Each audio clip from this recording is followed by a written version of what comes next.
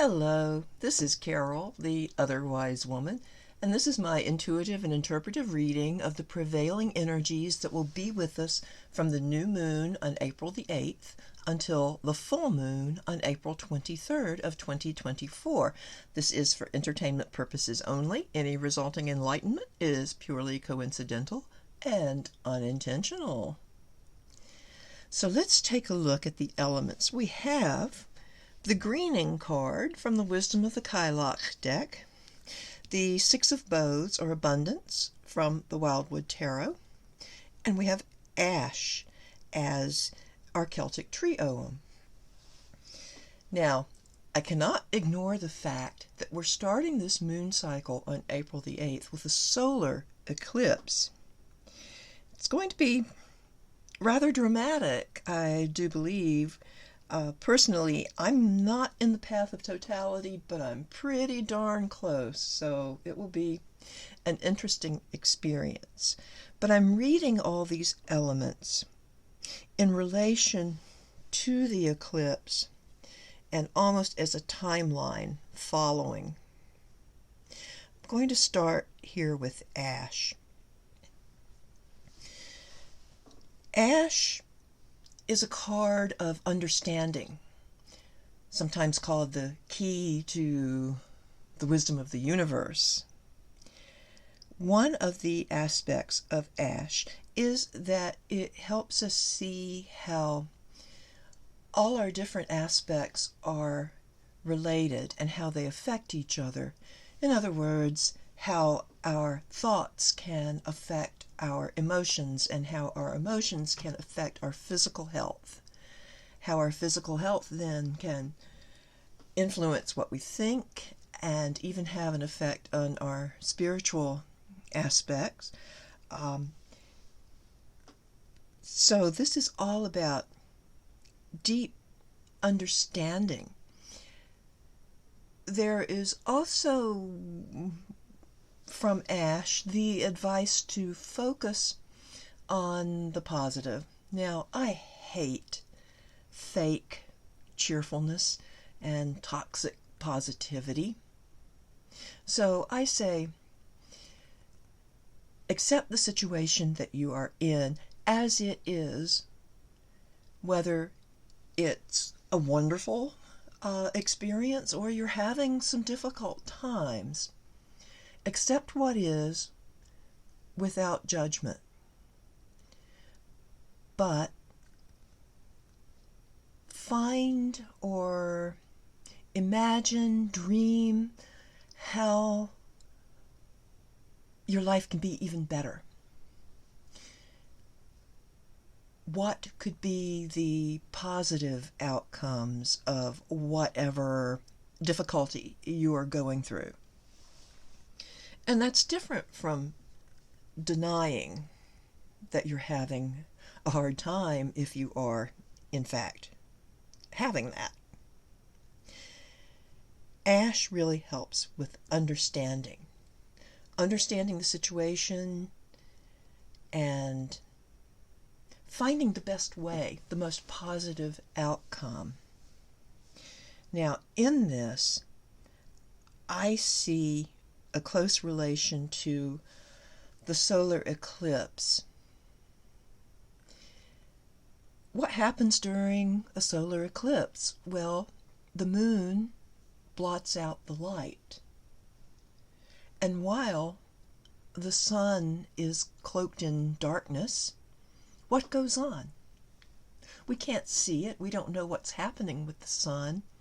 When the moon moves aside and the sun comes back, it can feel like a brand new light. And I'm really getting that impression quite strongly, that it will bring us new illumination, new understanding, so that we can focus on the abundance that we have in our lives, what we can appreciate, what we can use, and we can see that in other people and in the strengths and potentials of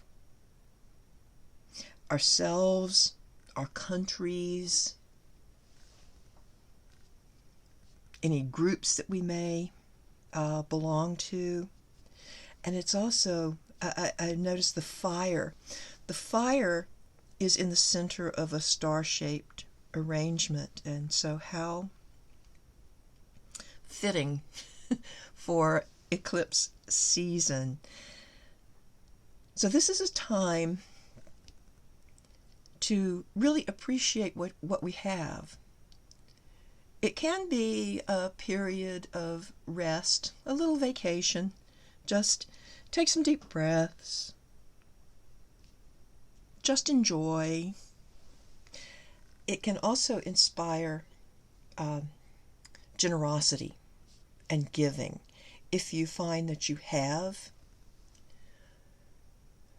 maybe you have extra, or you have a talent in a certain way and you would like to volunteer, then follow those instincts. This is a time for generosity too.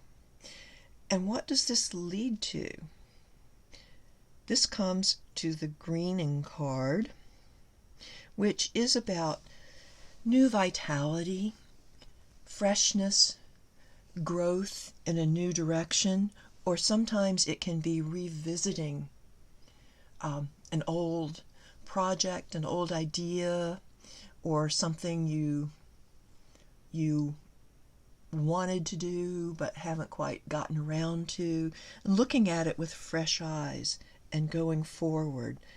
But I feel it is especially fueled by the new light energy that comes from the eclipse and based in the abundance that we have accrued, whether it's abundance of material wealth or knowledge or skills, whatever it may be. Let that lead you to this new, fresh start. So this reading is really a lot more hopeful than a lot of the energies I've seen and a lot of the anticipation surrounding the whole eclipse and worry. But I think this is a great opportunity to look at our lives in a new light, with new appreciation, and go forward. I want to say, with a spring in our steps, just like the hare leaping forward with joy. All right. I'll leave this reading here. Thank you so much for watching. Please like, share, and subscribe. I am available for personal readings. If you're interested, contact me at otherwisewomancpp@gmail.com for information.